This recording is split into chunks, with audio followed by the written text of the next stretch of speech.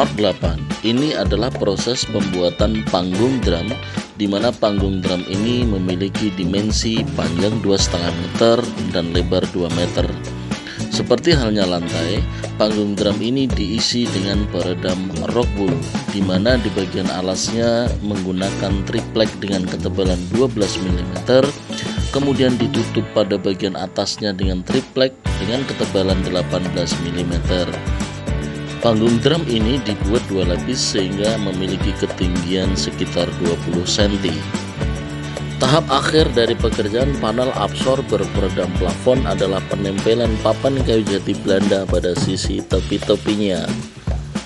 Ini adalah proses pembuatan atau pemasangan peredam pada pintu, di mana pintu yang kita gunakan adalah pintu semula atau pintu apa adanya, di mana pada bagian salah satu sisinya dipasangkan kayu jati Belanda dengan ketebalan 4 cm, yang nantinya dimaksudkan akan dibentuk panel-panel, dan setiap panel yang terbentuk akan diisi dengan peredam rock wool.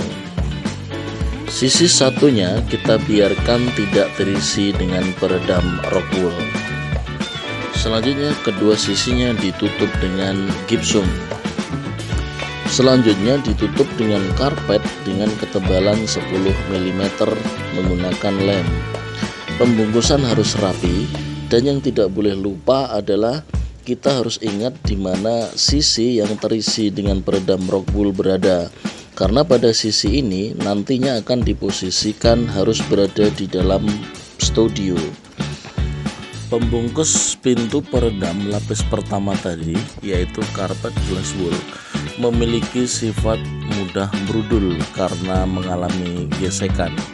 Oleh karena itu, sebelum dipasang, pintu peredam yang telah dibungkus karpet glass wool tadi harus dibungkus lagi menggunakan karpet meteran, agar ketika difungsikan sebagai pintu, di mana dia harus mengalami gesekan karena pergerakan buka tutup, tidak akan brudul sehingga tidak rusak. Khusus ruangan boot room dan control room, pintunya tidak kita treatment dengan peredam. Oleh karenanya, dinding bagian belakang pintu kita treatment dengan peredam khusus agar pintunya dapat membuka dan menutup secara normal. Busa peredam yang akan digunakan adalah busa piramid. Sebelum proses pemasangan busa piramid pada dinding, terlebih dahulu dilakukan pemotongan-pemotongan atau pelubangan-pelubangan pada bagian tertentu, sehingga busa piramid nantinya akan dapat dipasang dengan pas pada bidang yang akan dia tempati. Proses pemasangan menggunakan lem, di mana proses pengeliman dilakukan di samping terhadap busa, juga dilakukan pada papan dinding yang akan dia tempati. Adapun papan triplek yang dipasang di samping kanan dan kiri busa piramid dimaksudkan sebagai klem agar pemasangan busa piramid dapat lurus dan rapi.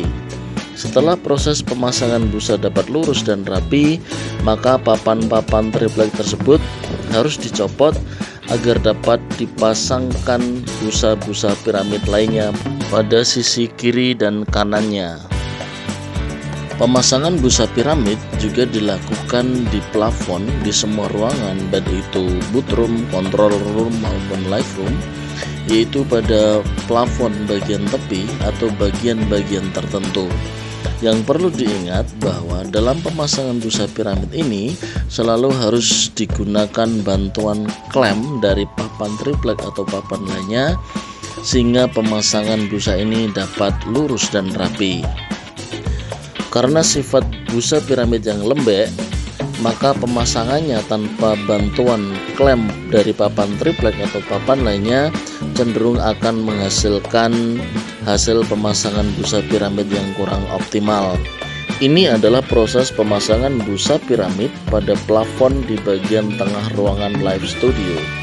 Pada bagian ini juga dipasangkan hexos yang berfungsi untuk menyedot bau yang tidak sedap dalam ruangan, sehingga ruangan akan senantiasa fresh. Demikian part 8, terima kasih.